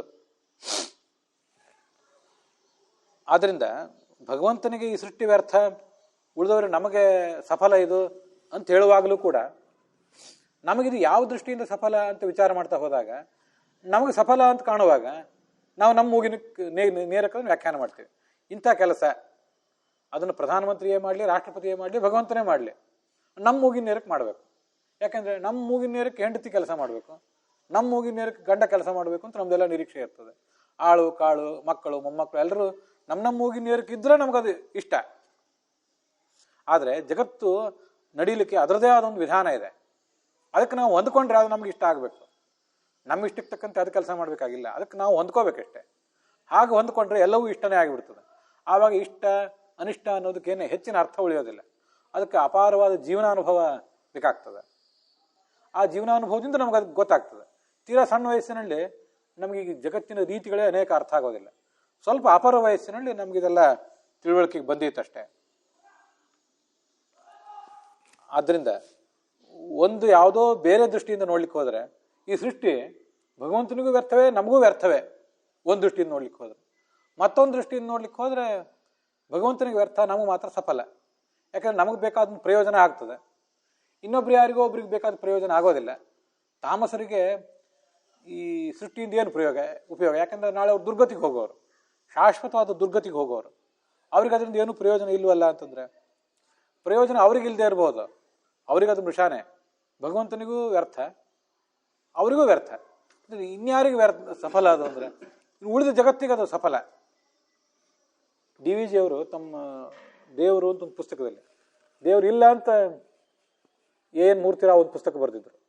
DVG ಅವರು ಕೂಡ ದೇವರು ಅಂತ ಒಂದು ಪುಸ್ತಕ ಬರೆದ್ರು, ದೇವರನ್ನ ಸಮರ್ಥನೆ ಮಾಡ್ಲಿಕ್ಕಾಗಿ. ಜಗತ್ತಿನಲ್ಲಿ ಕೆಡಕು ಯಾಕಿದೆ, ಕೆಟ್ಟದು ಕೇಡು ಅನ್ನೋದು ಯಾಕಿದೆ, ಅದಿಲ್ಲ, ಅದರಿಂದ ದೇವರು ಇಲ್ಲ ಅಂತ ಅವ್ರು ಪುಸ್ತಕ ಬರೆದಿದ್ರು ಮೊದಲಿನವರು. ಅದು ಕೇಡು ಇರುವುದು ತನ್ನಷ್ಟು ತಾನು ಇರ್ತದೆ, ದೇವರಿಗೂ ಅದಕ್ಕೆ ತಳಕು ಹಾಕಬಾರ್ದು. ಅದಿದೆ ಆದ್ರಿಂದ ದೇವ್ರು ಇಲ್ಲ ಅನ್ನಬಾರ್ದು. ಜಗತ್ತಿನಲ್ಲಿ ಕೆಡಕು ಇರುವುದರಿಂದಲೇ ಒಳ್ಳೆಯದಕ್ಕೆ ಒಂದು ಬೆಲೆ ಬಂದಿದೆ ಅಂತ DVG ಅವರು ಆ ಪುಸ್ತಕದಲ್ಲಿ ಒಂದು ಮಾತು ಬರೆದ್ರು. ಒಂದು ದೃಷ್ಟಿಯಿಂದ ಅದು ಸರಿಯೇ. ಜಗತ್ತಿನಲ್ಲಿ ಇದ್ದವರೆಲ್ಲರೂ ಒಳ್ಳೆಯವರೇ ಒಂದು ವೇಳೆ ಆಗಿದ್ದರೆ, ಹಾಗಾಗೋ ಸಾಧ್ಯ ಇಲ್ಲೇನೋ. ಎಲ್ಲರೂ ಕೂಡ ತಮ್ಮ ಸ್ವಭಾವಕ್ಕೆ ತಕ್ಕಂತೆ ಕೆಲಸ ಮಾಡ್ತಾರೆ. ಆದರೂ ಒಳ್ಳೆತನ ಅನ್ನೋದಕ್ಕೊಂದು ಅರ್ಥ ಬರಬೇಕಾದ್ರೆ, ಅದು ಮನವರಿಕೆ ಆಗಬೇಕಾದ್ರೆ ಕೆಡಕು ಅನ್ನೋದು ಇರಬೇಕು. ಬೆಳಕಿಗೆ ಬೆಲೆ ಬರುವುದು ಕತ್ತಲು ಇದ್ದಾಗಲೇ. ಸತತವಾಗಿ ಒಂದು ವೇಳೆ ಕತ್ತಲನೇ ಇದ್ದರೆ, ಸತತವಾಗಿ ಬೆಳಕೇ ಇದ್ದರೆ ಆ ಬೆಳಕಿಗೆ ಬೆಲೆ ಬರ್ತಿರ್ಲಿಲ್ಲ. ಜ್ಞಾನಕ್ಕೆ ಬೆಲೆ ಬರುವುದು ಅಜ್ಞಾನದಿಂದ ಇರೋದ್ರಿಂದಲೇ. ಅಜ್ಞಾನವನ್ನು ಪರಿಹಾರ ಮಾಡ್ಕೊಳ್ಳಿಕ್ಕಾಗಿ ಬಹಳ ಕಷ್ಟಪಟ್ಟು ಜ್ಞಾನ ಗಳಿಸಿದಾಗಲೇ, ಮೊದಲು ಅಜ್ಞಾನ ಇದ್ದಿದ್ರಿಂದ ಆಮೇಲೆ ಈ ಜ್ಞಾನಕ್ಕೆ ಬೆಲೆ. ಆವಾಗ ಅಷ್ಟು ಅದ್ಭುತವಾದ ಸಂತೋಷ ಅಂತ ಒಂದು ದೊಡ್ಡ ಹಿಗ್ಗು ಮನುಷ್ಯನಿಗಾಗ್ತದೆ. ಆದ್ದರಿಂದ ಈ ಜಗತ್ತಿನಲ್ಲಿ ಮತ್ತೆಲ್ಲೋ ಕೆಡಕಿದೆ, ದುಷ್ಟ ಶಕ್ತಿಗಳಿದ್ದಾರೆ, ಅದಕ್ಕೆ ಅಭಿಮಾನಿಗಳ ಶಕ್ತಿಗಳಿವೆ, ಅವರೇನೋ ಕೆಟ್ಟ ಕೆಲಸಗಳನ್ನು ಮಾಡ್ತಾರೆ. ಕಲಿಯುಗ ಇದೆ, ದುಷ್ಟತನದ ಕೇಡಿನ ಪರಾಕಾಷ್ಠೆಗೆ ಹೋಗ್ತದೆ. ದುಃಖದ ರೋಗದ ಸಂಕಟದ ಪರಾಕಾಷ್ಠೆ ಮನುಷ್ಯ ಅನುಭವಿಸಬೇಕಾಗ್ತದೆ ಇನ್ನು ಮುಂದೆ. ದೈಹಿಕ ಕಷ್ಟಗಳು, ದೈಹಿಕ ರೋಗಗಳು, ಮಾನಸಿಕ ರೋಗಗಳು ಎಲ್ಲ ತೀರದ ಪರಾಕಾಷ್ಠೆಗಳನ್ನು ಅನುಭವಿಸಿ ಕೊನೆಗೆ ಅದರಿಂದ ಬಿಡುಗಡೆ ಕಾಣಬೇಕಾಗ್ತದೆ. ಅಷ್ಟೆಲ್ಲ ವಿಚಾರ ಮಾಡಿ ನೋಡಿದಾಗ ತಾಮಸರಿಗಾಗುವಂಥ ದುರ್ಗತಿಯಿಂದಲೂ ಇನ್ನೊಬ್ರು ಯಾರಿಗೋ ಉಪಯೋಗ ಇದೆ, ಇನ್ನುಳಿದ ಯಾವುದೋ ಜೀವರಿಗೆ ಉಪಯೋಗ ಇದೆ. ಭಗವಂತನಿಗೆ ಉಪಯೋಗ ಇಲ್ಲದೆ ಇರ್ಬೋದು, ತಾಮಸರಿಗೆ ಉಪಯೋಗ ಇಲ್ಲದೆ ಇರ್ಬೋದು. ಆದರೆ ಉಳಿದಂಥ ಭಗವಂತನ ಭಕ್ತರೇನಿದ್ದಾರೆ, ಆ ತಾಮಸರಿಗಾಗುವ ದುರ್ಗತಿ ಮೊದಲಾದವುಗಳನ್ನು ನೋಡಿ ಇವ್ರು ಕಲಿಬೇಕಾದದ್ದು ಇದೆಯೇನೋ ಅಂತ ಕಾಣಿಸ್ತದೆ ನನಗೆ. ಆದ್ದರಿಂದ ಇಷ್ಟ ಅನಿಷ್ಟ, ಪ್ರಯೋಜನ ಇಲ್ಲದೆ ಇದ್ದುದು ಅನ್ನೋದನ್ನ ನಾವು ಈಗಿನ ಸೀಮಿತ ದೃಷ್ಟಿಕೋನದಿಂದ ವ್ಯಾಖ್ಯಾನ ಮಾಡಿ ಭಾವಿಸಿ ಏನು ಉಪಯೋಗ ಇಲ್ಲ. ಮತ್ತು ಮುಖ್ಯವಾಗಿ ಜಗತ್ತಿನಲ್ಲಿರೋದು ಈ ಯಾಕೆ ಹೀಗೆ ಇಲ್ಲಿದೆ, ನಮಗೆ ತಲೆ ಮೇಲೆ ಕೂದಲುಗಳಿವೆ, ಮೈ ಮೇಲೆ ಸ್ವಲ್ಪ ಕೂದಲಿವೆ, ಅಂಗೈಯಲ್ಲಿ ಯಾಕೆ ಕೂದಲಿಲ್ಲ? ಅಲ್ಲಿ ಇಲ್ಲ ಯಾಕೆ, ಇಲ್ಲಿ ಬೇರೆ ಕಡೆ ಇದೆ ಯಾಕೆ? ತಲೆ ಮೇಲೆ ಕೂದಲು ಯಾಕಿದೆ ಅಂದರೆ ಬಿಸಿಲು ಅದರಿಂದ ತಡೀತದೆ ಅಂತ ಉತ್ತರ ಕೊಡ್ಬೋದು. ಮೈ ಮೇಲೆ ಯಾಕೆ ಕೂದಲಿದೆ? ಒಂದು ವೇಳೆ ಇದು ಮೈ ಮೇಲಿನ ಕೂದಲು ಕೂಡ ಬಿಸಿ ಚಳಿ ಗಾಳಿಯಿಂದ ನಮ್ಮನ್ನು ತಪ್ಪಿಸೋದಾಗಿದ್ರೆ, ಹಾಗಾದ್ರೆ ಮಂಗನಂತೆ ನಮಗೂ ಜಾಸ್ತಿ ಕೂದಲು ಇದ್ದಿದ್ರೆ ಚೆನ್ನಾಗಿ ಈ ಬಟ್ಟೆ ಹಾಕೊಳ್ಳೋ ಅವಶ್ಯಕತೆ ಇರ್ತಿರ್ಲಿಲ್ಲ. ಮಂಗಗಳಿಗೆ, ಕರಡಿಗಳಿಗೆ ಕೂದಲು ಇದ್ದಂತೆ ಇದ್ದಿದ್ರೆ ನಾವು ಚೆನ್ನಾಗೇ ಇರ್ತಿತ್ತಲ್ಲ. ಹಾಗಿಲ್ಲ, ಇರೋದು ಸ್ವಲ್ಪ. ಇದ್ದಿದ್ದು ಈ ಸ್ವಲ್ಪ ಕೂದಲಿಂದ ಉಪಯೋಗ ಏನು? ಇದು ನಮ್ಮ ದೇಹಕ್ಕೆ ಸಂಬಂಧಪಟ್ಟಂತೆ ಒಂದು ಉದಾಹರಣೆ ಹೇಳಿದೆ ಅಷ್ಟೇ. ಅದೆಷ್ಟೋ ಕೋಟಿಗಟ್ಟಲೆ ನಕ್ಷತ್ರಗಳಿವೆ. ಒಂದೊಂದು ನಕ್ಷತ್ರನೂ ಒಂದೊಂದು ಸೂರ್ಯ ಅಂತ ಹೇಳ್ತಾರೆ. ಆ ಒಂದೊಂದು ಸೂರ್ಯನ ಹಿಂದೆ, ಸೂರ್ಯನ ಸುತ್ತಲೂ ಸೌರವ್ಯೂಹ ಇದೆ ಅಂತೆ. ಅವೆಲ್ಲ ಯಾಕಿವೆ? ಎಲ್ಲ ಕಡೆ ಜನ ಇದ್ದಾರೇನೋ? ಇಲ್ಲೇ ಹೋದ್ರೆ ಅವಿವೆ ಯಾಕೆ? ಈ ಪ್ರಶ್ನೆಗಳಿಗೆಲ್ಲ ಉತ್ತರ ಕೊಡೋದಕ್ಕೆ ಏನರ್ಥ? ಇಲ್ಲಿರೋದು ಜಗತ್ತಿನಲ್ಲಿ ಒಂದು ಉಪಾದಾನ ಕಾರಣ, ಒಂದು ನಿಮಿತ್ತ ಕಾರಣ. ನಿಮಿತ್ತ ಕಾರಣ ಅಂದರೆ ಇನ್ಸ್ಟ್ರೂಮೆಂಟಲ್ ಕಾಸ್, ಉಪಾದಾನ ಕಾರಣ ಅಂದರೆ ಮೆಟೀರಿಯಲ್ ಕಾಸ್. ಬಂಗಾರದಿಂದ ಆಭರಣ ತಯಾರಾಗುವಾಗ ಬಂಗಾರ ಅನ್ನೋದು ಉಪಾದಾನ ಕಾರಣ, ಮೆಟೀರಿಯಲ್ ಕಾಸ್. ಉಳಿದಿದ್ದೆಲ್ಲ ಅಕ್ಕಸಾಲಿಗ, ಅಲ್ಲಿ ದೇಶ, ಕಾಲ, ಉಪಕರಣಗಳು ಇವೆಲ್ಲ ನಿಮಿತ್ತ ಕಾರಣ. ಜಗತ್ತಿಗೆ ಉಪಾದಾನ ಕಾರಣ ಇದೆ ಪ್ರಕೃತಿ, ನಿಮಿತ್ತ ಕಾರಣ ಅತ್ಯಂತ ಪ್ರಧಾನನಾಗಿ ಭಗವಂತ ಇದ್ದಾನೆ. ಆದ್ದರಿಂದ ಇದೆಲ್ಲ ನಡೀತಿದೆ. ಎಲ್ಲದಕ್ಕೂ ಉದ್ದೇಶ ಹುಡುಕುವುದಕ್ಕೆ ಅರ್ಥ ಇಲ್ಲ ಅನ್ಸೋದು ನನಗೆ. ಉದ್ದೇಶ ಇಲ್ಲ ಅಂತಲ್ಲ, ಆದರೆ ಈಗಿನ ನಮಗೆ, ಈಗ ನಾವಿರುವ ಸ್ಥಿತಿಯಲ್ಲಿ ಇದು ಉದ್ದೇಶ ಅಂತ ದೇವರೇ ಎದುರಿಗೆ ಬಂದು ಹೇಳಿದ್ರು ಇದೆಂಥ ಉದ್ದೇಶ? ಇದೇನು ಪ್ರಯೋಜನನ? ಇದರಿಂದ ಏನು ಲಾಭ? ಸುಮ್ಮನೆ ಇದ್ರೇನು ಆಗ್ತಿರ್ಲಿಲ್ಲ ನಿನಗೆ ಯಾರು ಅರ್ಜಿ ಕೊಟ್ಟಿದ್ರೆ ಇದನ್ನೆಲ್ಲ ಸೃಷ್ಟಿ ಮಾಡುವಂತ ಅಂತ ನಾವೇನೇನೋ ಮಾತಾಡ್ತೇವೆ, ಸಲ್ಲದ ಮಾತೇ ಆಡಿಬಿಡ್ತೇವೆ. ಆದ್ದರಿಂದ ಉದ್ದೇಶ ಇಲ್ಲ ಅಂತಲೂ ಧೈರ್ಯವಾಗಿ ಹೇಳೋ ಮಾತು, ಧೈರ್ಯವಾಗಿ ಹೇಳಿಕ್ಕೆ ನನಗೆ ಸಾಧ್ಯ ಆಗೋದಿಲ್ಲ. ಆದರೆ ಮುಖ್ಯವಾಗಿ ಇರುವುದು ಉಪಾದಾನ ಕಾರಣ ಮತ್ತು ನಿಮಿತ್ತ ಕಾರಣ. ಭಗವಂತ ಇದ್ದಾನೆ, ಅವನು ನಿಮಿತ್ತ, ಪ್ರಕೃತಿ ಉಪಾದಾನ ಕಾರಣ. ಏನಾಗಬೇಕೆಲ್ಲವೂ ಆಗಿದೆ ಅಷ್ಟೆ. ಪ್ರಕೃತಿಯಿಂದನಾಗಿಯೇ ನಮಗೆ ಈ ಶರೀರ ಬಂದಿದೆ. ಎಲ್ಲಿ ಏನಿರಬೇಕೋ ಅದಿದೆ, ಎಲ್ಲಿ ಏನು ಇಲ್ಲವೋ ಅದಿಲ್ಲ. ಮತ್ತು ನಮ್ಮ ಸ್ವಭಾವನು, ನಾವು ನಡೆಯೋ ರೀತಿ, ನಾವು ಬರೋ ರೋಗ, ದೈಹಿಕ ರೋಗ, ಮಾನಸಿಕ ರೋಗ, ಸಂಕಷ್ಟ, ಮತ್ತು ಮುಖ್ಯವಾಗಿ ಸತ್ವ, ರಜಸ್ಸು, ತಮಸ್ಸು ಅನ್ನೋ 3 ಗುಣಗಳಿವೆ ಆ ಪ್ರಕೃತಿಯಲ್ಲಿ. ಅದರಿಂದಾಗಿ ಒಬ್ಬರು ತಾಮಸರಾಗಿದ್ದಾರೆ, ಒಬ್ಬರು ರಾಜಸರಾಗಿದ್ದಾರೆ, ಒಬ್ಬರು ಸಾತ್ವಿಕರಾಗಿದ್ದಾರೆ. ಕಾರಣ ಇದೆ, ಕಾರ್ಯ ಇದೆ ಅಷ್ಟೇ. ಅದಕ್ಕೆ ಉದ್ದೇಶ, ಯಾವ ಉದ್ದೇಶ? ನಾವು ಉದ್ದೇಶ ತೋರಿಸೋದು ಕಷ್ಟ, ತೋರಿಸಿದ್ರು ನಮ್ಗೆ ಅದು ಅರ್ಥ ಆಗೋದಿಲ್ಲ. ಅದರಿಂದ ನಾವೀಗ ಕಾರಣ ಇದೆ, ಅದರಿಂದ ಕಾರ್ಯ ಇದೆ. 3 ಗುಣಗಳಿವೆ, ಅದಕ್ಕೆ ತಕ್ಕಂತೆ ಜನ ಇದ್ದಾರೆ. 3 ಗುಣಗಳಿವೆ, ಅದಕ್ಕೆ ತಕ್ಕಂತೆ ಇವೆಲ್ಲ ಭೌತ ವಸ್ತುಗಳಿವೆ ಅಂತ ತಿಳ್ಕೊಂಡು ಸುಮ್ಮನೆ ಇರುವುದು ಒಳ್ಳೆಯದಂತ ಕಾಣಿಸ್ತದೆ. ಅದಕ್ಕೆ ದೈಹಿಕ ಉದಾಹರಣೆ ಕೊಟ್ಟೆ ಅಷ್ಟೇ. ಎಷ್ಟು ಥರದ ತರಕಾರಿಗಳು ಮತ್ತೇನೇನು ಹೂಗಳು ಎಲ್ಲ ಇವೆ. ಕೆಲವು ಮೇಲಿವೆ, ಕೆಲವು ಕೆಳಗಿವೆ. ಗಿಡದ ಮೇಲೆ ಬೆಳೆಯುವ, ಕೆಲವು ಗಿಡದ ಕೆಳಗೆ ಬೆಳೆಯುವ, ಕೆಲವು ಇದು ಇಲ್ಲಿ ಯಾಕೆ ಬೆಳೀತೋ ಅದು ಮೇಲೆ ಯಾಕೆ ಬೆಳೀಲಿಲ್ಲ, ಅದು ಮೇಲೆ ಯಾಕೆ ಬೆಳೀತು ಇಲ್ಲಿ ಕೆಳಗೆ ಯಾಕೆ ಬೆಳೀಲಿಲ್ಲ? ಇದಕ್ಕೆಲ್ಲ ಯಾರು ಉತ್ತರ ಕೊಡೋರಿದ್ದಾರೆ? ಕಾರಣ ತೋರಿಸ್ಬೋದೇ ಹೊರತು ಉದ್ದೇಶ ಯಾರು ತೋರಿಸೋರಿದ್ದಾರೆ?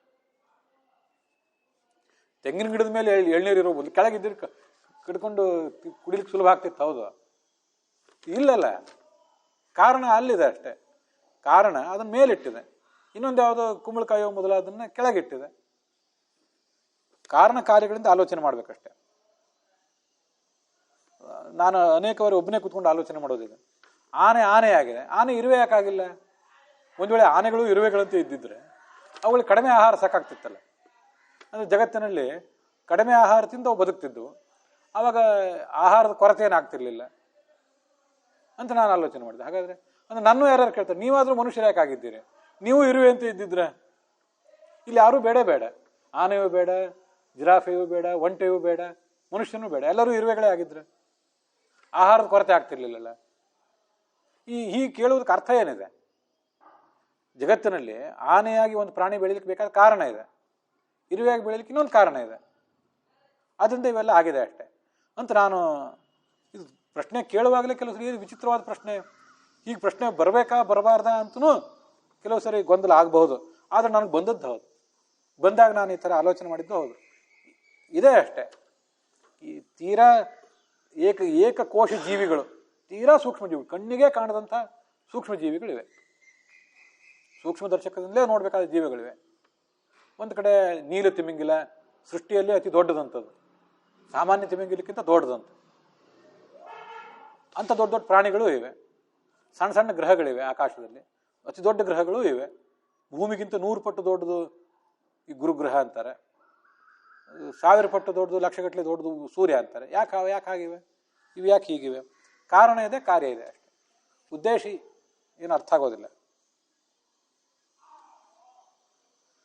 ಆದ್ರಿಂದಲೇ ದಾಸರು ಹೇಳಿದನು, ಇಟ್ಟಂಗೆ ಇರುವೇನೋ ಹರಿಯೇ. ಈಗ ನೀನು ಹೇಗೆ ಇಟ್ಟಿದ್ದಿ ನನ್ನನ್ನು?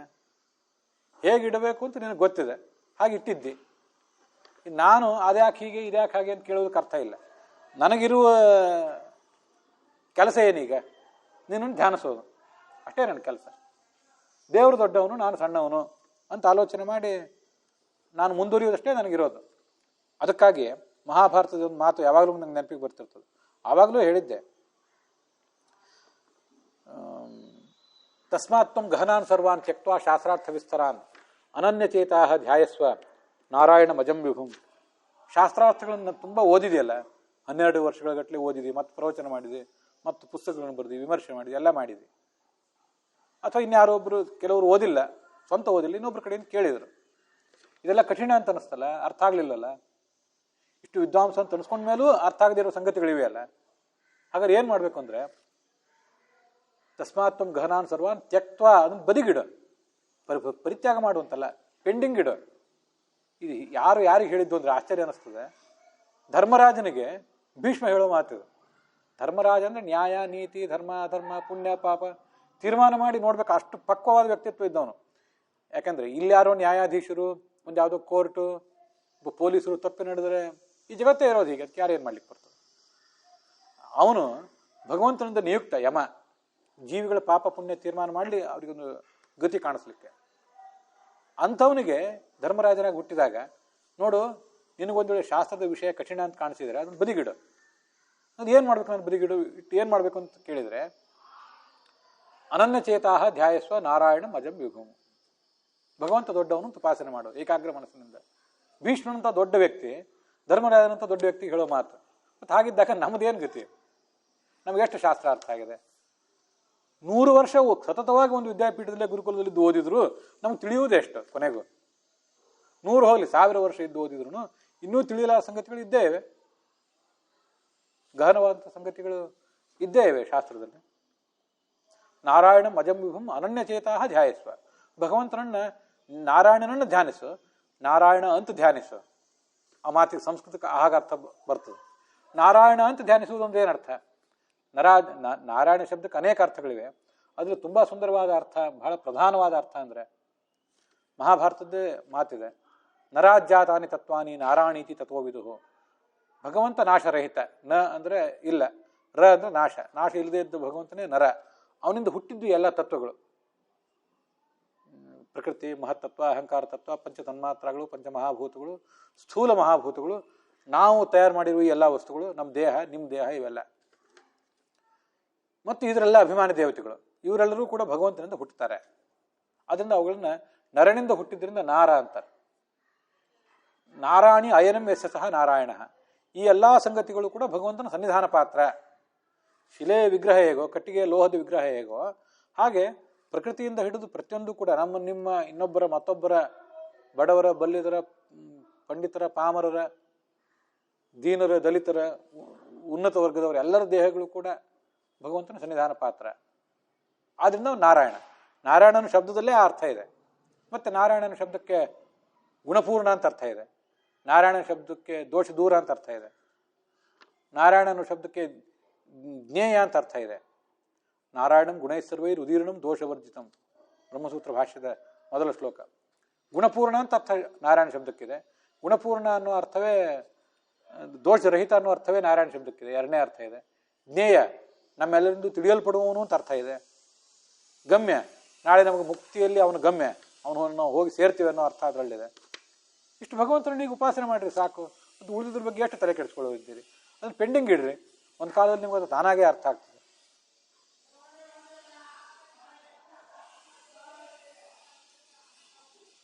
ಮುಹ್ಯಂತಿ ಎಂ ಸೂರಯ. ಅದಕ್ಕೆ ಭಾಗವತ ಮೊದಲೇನೆ ಹೇಳ್ಬಿಟ್ಟಿದೆ. 1-2 ಸ್ಕಂದ ಮುಗಿದ ಮೇಲೆ, ಆಮೇಲೆ ಈ ಭಗವಂತನ ಬಗ್ಗೆ ಎಲ್ರಿಗೂ ಮೋಹ ಆಗ್ತದೆ ಅಂತ ಹೇಳಲಿಲ್ಲ. ಅದ ಮೊದಲನೇ ಶ್ಲೋಕದಲ್ಲೇ ತೇನೇ ಬ್ರಹ್ಮ ಹೃದಯ ಆದಿಕವಯೇ ಮುಹ್ಯಂತಿ ಎಂ ಸೂರಯ.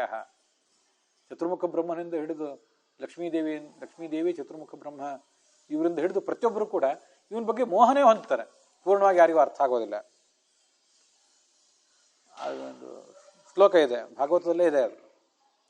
ಯಚ್ಛಕ್ತಯೋ ವದತಾಂ ವಾಜಿನಾಂ ವೈ ವಿವಾದ ಸಂವಾದ ಭುವೋ ಭವಂತಿ ಕುರ್ವಂತಿ ತೇಷಾಂ ಪುನರಾತ್ಮಮೋಹಂ ತಸ್ಮೈ ನಮೋ ಅನಂತ ಗುಣಾಯ ಭೂಮ್ನೆ ಅಂತ ಭಾಗವತ್ ಸಾರೋದ್ಧಾರದಲ್ಲಿ ಬಂದ ಮಾತದು. ಯತ್ ಶಕ್ತಯ, ಯಾವ ಭಗವಂತನ ಲೀಲೆಗಳು, ಅವನ ಶಕ್ತಿಗಳು, ಅವನ ವಿಹಾರ, ಅವನ ಆಟ, ಇದೆಲ್ಲವೂ ಕೂಡ ವದತಾಂ ವಾದಿನಾಂ ವೈ, ತುಂಬಾ ಪಕ್ವವಾದ ಪಾಂಡಿತ್ಯ, ಪಕ್ವವಾದ ವಾಗ್ಮಿತ್ವ, ವಾಗ್ವೈಖರಿ, ಅದನ್ನು ಇಟ್ಕೊಂಡಂಥ ಅದನ್ನು ಸಂಪಾದಿಸಿದಂಥ ಪಂಡಿತರಿಗೂ ಕೂಡ ಕೂತ್ಕೊಂಡು ಚರ್ಚೆ ಮಾಡ್ಲಿಕ್ಕೆ ಕೂತ್ರೆ ವಿವಾದ ಸಂವಾದ ಭವಂತಿ. ಇವರೊಂದು ಹೇಳ್ತಾರೆ, ಅವರೊಂದು ಹೇಳ್ತಾರೆ. ಅವ್ರು ಹೇಳಿದ್ದು ಇವ್ರಿಗೆ ಒಪ್ಪಿಗೆ ಆಗಲಿಲ್ಲ, ಇವ್ರು ಹೇಳಿದ್ದು ಅವ್ರಿಗೆ ಒಪ್ಪಿಗೆ ಆಗಲಿಲ್ಲ. ಕೊನೆಗೆ ಎದ್ದು ಹೋದ್ರು ಇಬ್ರು. ಕುರುವಂತೆ ತೇಷಾಂ ಪುನರಾತ್ಮಮೋಹಂ. ಭಗವಂತನ ಬಗ್ಗೆ ವಿಚಾರ ಮಾಡ್ಲಿಕ್ಕೆ ಹೋಗಿ ಕೊನೆಗೆ ನಮ್ಮ ಬಗ್ಗೆನೆ ಇನ್ಯಾವುದು ನಮ್ಮ ಬುಡಕ್ಕೆ ಅದು ಬಂದು ನಮ್ಮದೇ ನಮಗೆ ತಿಳಿತಿಲ್ಲ. ನಮ್ಮ ಬಗ್ಗೆ ನಮಗೇನು ತಿಳಿದಿದೆ? ಏನಾದ್ರು ಕೇಳಿದ್ರೆ ಇಂಥವ್ರ ಮಗ, ಇಂಥವ್ರ ಮೊಮ್ಮಗ, ಇಂಥವ್ರ ಗಂಡ, ಇಂಥವ್ರ ಹೆಂಡತಿ ಅಂತ ಹೇಳ್ತೀವಿ ಹೊರತು ಆತ್ಮದ ಬಗ್ಗೆ ನಮಗೇನು ಗೊತ್ತಿದೆ? ಜೀವದ ಬಗ್ಗೆ ನಮಗೇನು ಗೊತ್ತಿದೆ? ವ್ಯರ್ಥ ಆದ ಮೇಲಿಂದ ಒಂದು ಉತ್ತರ ಹೇಳ್ತೇವೆ ಅಷ್ಟೇ. ನಮ್ಮ ಬಗ್ಗೆನೇ ನಮ್ಗೆ ಗೊತ್ತಿಲ್ಲ ಅಂದ್ರೆ ಭಗವಂತನ ಬಗ್ಗೆ ಗೊತ್ತಿರೋದು ಹೇಗೆ?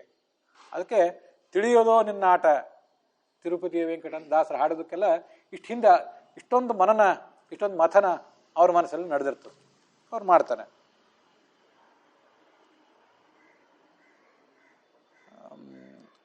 ಅದಕ್ಕಾಗಿ ಅವರು ನಮ್ಮ ಕುವೆಂಪು ಅವ್ರು ಹಾಡಿದ್ದಿರ್ಬೇಕದು, ತನುವು ನಿನ್ನದು ಮನವು ನಿನ್ನದು, ಆದರೆ ನಾನು ನಿನ್ನವನೆಂಬ ಭಾವ ಮಾತ್ರ ನನ್ನದು ಅಂತ. ಈ ಶರೀರ ನೀನೇ ಕೊಟ್ಟಿದ್ದಿ, ಶರೀರನೂ ನಿನ್ನಧೀನ, ಮನಸ್ಸು ನಿನ್ನಧೀನ, ಎಲ್ಲವೂ ನಿನ್ನಧೀನನೇ. ನನ್ನ ಜೀವನವು, ನನ್ನ ಒಟ್ಟಾರೆ ನನ್ನ ವ್ಯಕ್ತಿತ್ವವೇ ನಿನ್ನಧೀನ. ಆದರೆ ನಾನು ನಿನ್ನವನು, ನೀನು ಬಿಂಬ, ನಾನು ನಿನ್ನ ಪ್ರತಿಬಿಂಬ ಅನ್ನುವಂದು ಈ ಭಾವನೆ ಏನಿದೆಯಲ್ಲ, ಅದು ಮಾತ್ರ ನನ್ನದು. ಅದು ಮಾತ್ರ ನನ್ನದು ಅಂದರೆ ಅದನ್ನು ನೀನೇ ಕೊಟ್ಟದ್ದು. ಏನು ನಿನ್ನ ಆಶೀರ್ವಾದ, ನಿನ್ನ ಅನುಗ್ರಹ ಇಲ್ಲದೇನೆ ಆ ಭಾವನೆಯನ್ನು ಮನಸ್ಸಿನಲ್ಲಿ ಸ್ಫುರಿಸೋದು ಸಾಧ್ಯ ಇಲ್ಲ. ಆದರೆ ಅದು ಮಾತ್ರ ನನ್ನದು ಅಂದ್ರೆ ಏನು? ನನಗೆ ತಿಳ್ಕೊಳ್ಳಿಕ್ಕೆ ಸಾಧ್ಯ ಇರೋದು ಅದು ಮಾತ್ರ. ಆ ಮಾತಿಗೂ ಹೀಗೆ ಅರ್ಥ. ನಿನ್ನ ಹಂಗಿಲ್ಲದೆ ಅದೇ ನಾನು ಸ್ಫುರಿಸಿದ ಹಳದ ಸಂಗತಿ ಏನಲ್ಲ. ನಂಗೆ ತಿಳ್ಕೊಳ್ಳಿಕ್ಕೆ ಸಾಧ್ಯ ಇರೋದು ಅದು ಮಾತ್ರ. ತವ ವಯಂ ಸ್ವಹ ತ್ವಮ್ ಅಸ್ಮಾಕಮಸಿ, ಐತರೇಯ ಉಪನಿಷತ್ತು. ನಾವು ನಿನ್ನವರು, ತ್ವಮ್ ಅಸ್ಮಾಕಮಸಿ, ನೀನು ನನ್ನವನು. ಹಾಗೆ ಉಪನಿಷತ್ತು ಕೂಡ ಹೇಳಿದೆ. ಅದಕ್ಕಾಗಿ ಈ ಉಳಿದದ್ದೆಲ್ಲ ಸಂಗತಿಗಳು ನಮ್ಗೆ ಅರ್ಥ ಆಗೋದಲ್ಲ. ಸುಖ ಆಗಲಿ, ಬಹು ದುಃಖ ಆಗಲಿ, ಸಖ ನೀನಾಗಿರು ಪಾಂಡುರಂಗ. ನೀನು ನಮಗೆ ಸಖ ಅನ್ನುವ ಜ್ಞಾನ ಬಂದರೆ ಸಾಕು. ನೀನು ನಮ್ಮ ಆತ್ಮ, ನೀನು ನಮ್ಮ ಬಿಂಬ, ನಾವು ನಿಮ್ಮ ಪ್ರತಿಬಿಂಬರು, ನಾನು ನೀನು ಗೆಳೆಯರು ಅನಾದಿ ಕಾಲದಿಂದ. ಇಷ್ಟೊಂದು ಸಂಗತಿ ತಿಳಿದ್ರೆ ಸಾಕು. ಈಗ ಸುಖವಾಗಲಿ, ಬಹು ದುಃಖವಾಗಲಿ, ಸಖ ನೀನಾಗಿರು ಪಾಂಡುರಂಗ ಅಂತ ದಾಸರು ಹಾಡೋದು. ಅದಕ್ಕಾಗಿ ಮುಂದಿನ ಸಂಗತಿಗಳನ್ನು ಸಖ ಅಂತ ಒಂದು ಗೊತ್ತಾದರೆ ಮುಂದಿನ ಸಂಗತಿಗಳನ್ನು ತಾನೇ ಅರ್ಥ ಮಾಡಿಸ್ತಾನೆ. ಹಾಗಾದ್ರೆ ನಾನು ನೀನು ಗೆಳೆಯರು ಅಂತಂದಮೇಲೆ ನೀನು ನನಗಿಷ್ಟು ಕಷ್ಟ ಕೊಡೋದೆ ಅಂದರೆ ಅದು ಈಗ ಬೇಡ, ಗೆಳೆಯ ಅಂತ ತಿಳ್ಕೊಂಡು ಸುಮ್ಮನೆ ಇರು. ಯಾಕೆ ಕಷ್ಟ ಕೊಟ್ಟಿದ್ದೀನಿ ಅಂತ ಆಮೇಲೆ ಹೇಳ್ತೇನೆ. ಇನ್ನೊಬ್ರಿಗೆ ಯಾಕೆ ಹಾಗಾಯಿತು, ಅವ್ರಿಗೆ ಯಾಕೆ ಹೀಗಾಯಿತು, ಅದನ್ನೂ ಎಲ್ಲ ಆಮೇಲೆ ಹೇಳ್ತೇನೆ. ಈಗ ನಿನಗೆ ಹೇಳಿದ್ರೂ ಅರ್ಥ ಆಗೋಲ್ಲ. ತೀರಾ ಎಳೆಯ ವಯಸ್ಸಿನ 5-6 ವಯಸ್ಸಿನ ಹುಡುಗನಿಗೆ ತೀರಾ ಜಟಿಲವಾದಂಥ ಒಂದು ಸೌರವ್ಯೂಹ, ಅದರಲ್ಲಿ ಯಾವುದು ಭೌತ ವಿಜ್ಞಾನ, ಖಭೌತ ವಿಜ್ಞಾನ, ಐನ್ಸ್ಟೀನ್ ಥಿಯರಿ, ಸಾಪೇಕ್ಷ ವಿಜ್ಞಾನ, ಸಾಪೇಕ್ಷ ಸಿದ್ಧಾಂತ, ಅದನ್ನು ಹೇಳಿದ್ರೆ ಏನು ಅರ್ಥ ಆದಿತ್ತು? ಅದಕ್ಕೊಂದು ಪಕ್ವತೆ ಬರಬೇಕಲ್ಲ. ನಮ್ಮ ಒಂದು 15-20 ವರ್ಷದ ಪಕ್ವತೆ ಆದರೂ ಬಂದರೆ ಅದು ಅರ್ಥ ತಿಳಿದಿತ್ತು. ಅದಕ್ಕೆ 1ನೇ ವಯಸ್ಸಿನಲ್ಲಿ 2ನೇ ವಯಸ್ಸಿನಲ್ಲಿ ಅದಕ್ಕೆ ಏನು ತಿಳಿದಿತ್ತು? ದೊಡ್ಡದೊಂದು ಯಾವುದೋ ಕಾರ್ಖಾನೆ, ವೈಜ್ಞಾನಿಕ ಸಂಶೋಧನೆ ನಡೆದಿದೆ, ಅಲ್ಲಿ ಆ ಮಗು ಹೋಯ್ತು ಅಂದರೆ ಇವರೆಲ್ಲ ಏನು ಮಾಡ್ತಿದ್ದಾರೆ, ಯಾಕೆ ಮಾಡ್ತಿದ್ದಾರೆ, ಇದ್ರ ಗುರಿ ಏನು ಅಂತ ಏನು ತಿಳಿತದೆ? ಜಗತ್ತು ಅತಿ ದೊಡ್ಡ ಯಂತ್ರ. ಈಶ್ವರ ಸರ್ವಭೂತಾನಾಂ ಹೃದ್ದೇಶೇರ್ಜುನ ತಿಷ್ಠತೆ ಭ್ರಾಮಯನ್ ಸರ್ವಭೂತಾನಿ ಯಂತ್ರಾರೂಢಾನಿ ಮಾಯಯ. ಎಲ್ಲ ಪ್ರಾಣಿಗಳೊಳಗೂ ಭಗವಂತ ಇದ್ದಾನೆ, ಯಂತ್ರದೊಳಗೆ ಈ ಜೀವರನ್ನೆಲ್ಲ ಇಟ್ಟಿದ್ದಾನೆ, ಅದ್ರಲ್ಲಿ ಅವ್ರನ್ನ ತಿರುಗಿಸ್ತಾ ಇದ್ದಾನೆ. ಈ ಯಂತ್ರದ ಬಿಡಿಬಾ ಸ್ಪೇರ್ ಪಾರ್ಟ್ಸ್ ಗೊತ್ತಿಲ್ಲ, ಅದಕ್ಕೆ ಸರ್ವಿಸ್ ಯಾವಾಗ ಮಾಡ್ತಾನೆ, ಸರ್ವಿಸ್ ಮಾಡ್ತಾನೋ ಇಲ್ವೋ, ಮೇಂಟೆನೆನ್ಸ್ ಬೇಕೋ ಇಲ್ವೋ, ಈ ಯಂತ್ರದ ಲೋಹ ಯಾವುದು, ಯಂತ್ರದ ಉದ್ದೇಶ ಏನು, ಇದು ಹೋಗ್ತಿದೆ ಅಲ್ಲಿಗೆ, ಎಲ್ಲಿಂದ ಬಂತು, ಏನು ನಮ್ಗೆ ಗೊತ್ತಾಗೋದಿಲ್ಲ. ತಿರುಗುತ್ತಿದ್ದೀವಿ ಅಂತ ಮಾತ್ರ ಗೊತ್ತಾಗ್ತದೆ. ತಿರುಗಿಸುವವನೊಬ್ಬ ಕಲಾವಿದ ಇದ್ದಾನೆ, ಯಂತ್ರಜ್ಞ ಇದ್ದಾನೆ, ಅಷ್ಟು ಗೊತ್ತಾಗ್ತದೆ. ಅಷ್ಟು ಬಿಟ್ಟರೆ ಬೇರೆ ಏನು ಅರ್ಥವೂ ಆಗೋದಿಲ್ಲ, ಬೇರೆ ಏನು ಅರ್ಥ ಆಗಿ ಉಪಯೋಗವೂ ಇಲ್ಲ. ಅದಕ್ಕಾಗಿ ಇದನ್ನು ಸಮಾಪ್ತ ಮಾಡುವಾಗ ಇದು ನಾವು ಮಾಡಬೇಕಾದ ಕರ್ತವ್ಯ. ಮನನ ಮಾಡ್ತಾ ಇರ್ಬೇಕು ಮೇಲಿಂದ ಮೇಲೆ. ಮನನ ಮಾಡದೆ ಹೋದರೆ ಭಾಗವತ ಮುಂದುವರಿತದೆ. ಭಾಗವತ ಮುಂದುವರಿಯೋದು ದೊಡ್ಡ ವಿಷಯ ಅಲ್ಲ. ಮನನ ಮತ್ ಮಾಡ್ತಾ ಇರಬೇಕು. ಮತ್ತು ಆ ಮನನದಿಂದ ನಮಗೆ ತಿಳಿಯೋದು ಮಹಿಮಾ ಭಗವಂತನಿಗಿದೆ ಅಂತ ನಮಗೆ ಮನವರಿಕೆ ಆಗಬೇಕು. ನಾವು ಇದರಿಂದ ಮೇಲ್ಮೇಲೆ ಹೋಗುವುದು, ಅಧ್ಯಾತ್ಮದ ಮಾರ್ಗದಲ್ಲಿ ಅವಸರದಿಂದ ಮೇಲ್ಮೇಲೆ ಹೋಗುವುದು ನಿಧಾನ ಆದರೂ ತೊಂದರೆ ಇಲ್ಲ, ಬೀಳಬಾರದು. ಹಿನ್ನಡೆ, ತೀವ್ರವಾದ ಹಿನ್ನಡೆ ಆಗಬಾರ್ದು. ಒಂದು ವೇಳೆ ಒಂದು ಹೆಜ್ಜೆ ಬಿದ್ರೂ 2 ಹೆಜ್ಜೆ ಮುಂದೆ ಹೋಗುವಂತೆ ದೇವರು ನಮ್ಗೆ ಅನುಗ್ರಹ ಮಾಡಬೇಕು. ಹಾಗೆ ಅವನು ನಮ್ಮನ್ನು ಏರಿಸ್ಬೇಕು. ಅದಕ್ಕಾಗಿ ಆ ಮನನ ಅಷ್ಟೇ. ಇಷ್ಟೆಲ್ಲ ಹೇಳಿದ ಮೇಲೂ ಕೇಳಿದ ಮೇಲೂ ಕೂಡ ಏನೋ ಬಹಳ ದೊಡ್ಡದೊಂದು ಇದ್ದಕ್ಕಿದ್ದಂಗೆ ಸ್ಫುರಿಸಿತು. ಬುದ್ಧನಿಗೆ ಅಶ್ವತ್ಥದ ಗಿಡದ ಕೆಳಗೆ ಕೂತಾಗ ಏನೋ ಸ್ಫುರಿಸಿದಂತೆ ಸ್ಫುರಿಸಿತು. ರಾಮಕೃಷ್ಣ ಪರಮಹಂಸರು ವಿವೇಕಾನಂದ ತಲೆ ಮೇಲೆ ಕೈ ಇಟ್ರಂತೆ. ವಿವೇಕಾನಂದರು ದೇವ್ರು ಹೇಳಿದ್ದಾನೆ, ಯಾರು ನೋಡಿದ್ದೀರ ಅಂತ ಎಲ್ಲರನ್ನೂ ಕೇಳ್ತಿದ್ರಂತೆ. ನಾವೇನು ನೋಡಿಲ್ಲ, ನಮ್ಗೆ ಗೊತ್ತಿಲ್ಲ ಅಂತಿದ್ರಂತ. ಪರಮಹಂಸರಿದ್ದಾರೆ, ಅವ್ರ ಹತ್ರ ಹೋಗ್ರಿ ನೀವು ಅಂತ ಯಾರು ಹೇಳಿ ಕಳಿಸಿದ್ರಂತೆ. ದೇವ್ರು ನೋಡಿದ್ದೀರ ಅಂತ ಇವ್ರು ಕೇಳಿದ್ರು ವಿವೇಕಾನಂದ ಪರಮಹಂಸರನ್ನು. ನೋಡಿದ್ದೀನಿ ಅಂತ ಅವ್ರು ಅಂದರು. ಆಗ ನನಗೂ ತೋರಿಸಿ ಅಂತ ಇವ್ರು ಅಂದರು. ಅಂದರೆ ನಾನು ನಂಬುತ್ತೇನೆ. ಆ ಪರಮಹಂಸರು ಇವ್ರು ತಲೆ ಮೇಲೆ ಕೈ ಇಟ್ಟರು. ಇಡೀ ಜಗತ್ತೆಲ್ಲ ತಿರುಗ್ಲಿಕ್ಕೆ ಶುರುವಾಯಿತು. ಅವರ ಸ್ಥಿತಿಯೆಲ್ಲ ಅಯೋಮಯ ಆಗೋಯ್ತು. ಅಯ್ಯೋ ಸಾಕು ನನಗೆ ಕೈ ತೆಗೀರಿ ಮೊದಲು, ನನಗೆ ತಡ್ಕೊಳಿಕ್ಕಾಗ್ತಿಲ್ಲ, ನನಗೆ ಮನೆಯಲ್ಲಿ ತಂದೆ ತಾಯಿ ಇದ್ದಾರೆ, ಬಂಧುಗಳಿದ್ದಾರೆ, ಸಾಕಾಗಿದೆ ಬಿಡ್ರಿ ಅಂತ ಇವ್ರು ಗೋಳಾಡ್ಲಿಕ್ಕೆ ಶುರು ಮಾಡಿದ್ರು. ಅಂತೂ ಏನೋ ಒಂದು ಪರಿವರ್ತನೆ ಆಯ್ತು. ಅಂಥ ಪರಿವರ್ತನೆ ಆಗದೆ ಇರಬಹುದು, ಹೇಳುವವರಲ್ಲೂ ಕೇಳುವವರಲ್ಲೂ, ಅದು ಪ್ರಶ್ನೆ ಇಲ್ಲ. ಆದರೆ ಇದು ಒಂದು ಅನ್ನ ಆಗಲಿಕ್ಕೂ ಒಂದು ಕೆಲವು ನಿಮಿಷ, ಒಂದು 10-20 ನಿಮಿಷ ಆದರೂ ಬೇಕು. ಏನೇ ಆಗಬೇಕಾದ್ರೂ ಕೂಡ ಒಂದು ಟೈಮ್, ಒಂದು ಸಮಯ ಇದೆ. ಆ ಸಮಯದಿಂದಲೇ ಆ ಕೆಲಸ ಆಗಬೇಕು ಹೊರತು ಅವಸರದಿಂದ ಯಾವ ಕೆಲಸವೂ ಆಗೋದಿಲ್ಲ. ಅನೇಕ ಜನ್ಮಗಳ ನಂತರ ಆಗಬೇಕಾದಂಥ ಕೆಲಸಕ್ಕೆ ಸಾವಿರಾರು ಮನುಷ್ಯರಲ್ಲಿ ಒಬ್ಬ ಪ್ರಯತ್ನ ಪಡ್ತಾನೆ. ಆ ತಿಳಿಯುವವರಲ್ಲಿ ಒಬ್ಬ ಗುರಿ ಮುಟ್ತಾನೆ. ಅಷ್ಟು ವಿಶಿಷ್ಟವಾದ ಗುರಿ ಇದು ಅಂತಂದಮೇಲೆ ಅದು ನಮಗೆ ಇವತ್ತು ಜಿಜ್ಞಾಸೆ ಬಂದಿದೆ, ನಮಗೆ ಈಗ ಉತ್ತರ ಬೇಕು ಅಂದರೆ ನಾವು ನಾಳೆ ಪ್ರವಚನ ಕೇಳುವವರು, ಅಂದರೆ ಸಂಧ್ಯಾವಂದನೆ ಮಾಡಿಯವು ಅಂತಂದರೆ ಅದು ಆಗೋದು ಯಾವಾಗ, ಹೋಗೋದು ಯಾವಾಗ? ಮೊದಲು ಭಗವಂತ ದೊಡ್ಡವನು ಅಂತ ತಿಳ್ಕೊಳ್ರಿ, ಅವ್ನ ಗೆಳೆಯ ಅಂತ ತಿಳ್ಕೊಂಡ್ರಿ, ಒಂದು ಹೆಜ್ಜೆ ಮುಂದಿಡಿ. ಒಂದು ಹೆಜ್ಜೆ ನೀವು ಮುಂದಿಟ್ಟಾಗ ಇನ್ನೆರಡು ಹೆಜ್ಜೆ ಅವನೇ ಮುಂದಿಡಿಸ್ತಾನೆ ಅಂತ ಹೀಗೆ ತಿಳಿದು ನಾವು ಇದರಲ್ಲಿ ಮುಂದುವರಿಬೇಕಷ್ಟೆ. ಆಗ ಜಗತ್ತಿನ ಎಲ್ಲ ಲೆಕ್ಕಾಚಾರಗಳು, ಎಲ್ಲ ಅದರ ಕ್ಯಾಲ್ಕುಲೇಷನ್ಸ್ ಎಲ್ಲ ಕ್ರಮವಾಗಿ ತಿಳಿದಾವು. ಅದನ್ನು ಭಗವಂತ ನಮ್ಮಿಂದ ಮಾಡಿಸ್ಬೇಕಷ್ಟೆ. ಭಾಗವತದ ಶ್ರವಣ ನಮಗದನ್ನು ಅಂಥ ಒಂದು ಶಕ್ತಿಯನ್ನು ನಮಗೂ ನಿಮಗೂ ಎಲ್ರಿಗೂ ಕೂಡ ಕೊಡಲಿ ಅಂತ ಹೇಳಿ ಈ ಮಾತನ್ನು ಮುಗಿಸ್ತಾ ಇದ್ದೇನೆ. ಅಂಥ ಯಾವುದೇ ಥರದ ಜಿಜ್ಞಾಸೆಗಳು ನಿಮ್ಮಲ್ಲಿದ್ದರೆ ಆ ಎಲ್ಲ ಜಿಜ್ಞಾಸೆಗಳನ್ನು ನೀವು ಕಾಲಕ್ಕೆ ವ್ಯಕ್ತ ಮಾಡ್ತಾ ಇರಬೇಕು. ಮಾಡಿದರೆ ಆ ಶ್ರವಣಕ್ಕೆ, ಪ್ರವಚನಕ್ಕೆ ಒಂದು ಫಲ ಬರ್ತದೆ ಅಂತ ಹೇಳಬೇಕು ಅಂತ ಬಯಸ್ತೇನೆ.